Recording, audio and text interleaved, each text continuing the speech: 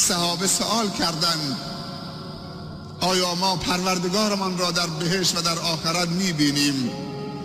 پیامبر صلی الله علیه و سلم در جواب فرمودند سترون ربکم کما ترون القمر لیلة البدر لا تضامون فی رؤیته.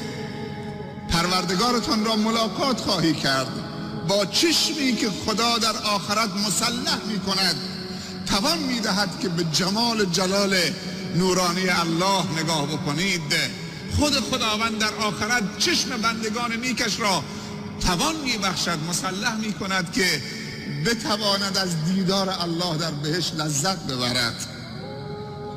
سترون ربکم کما ترون القمر لیلة البدر لا تضامون فی رؤیته.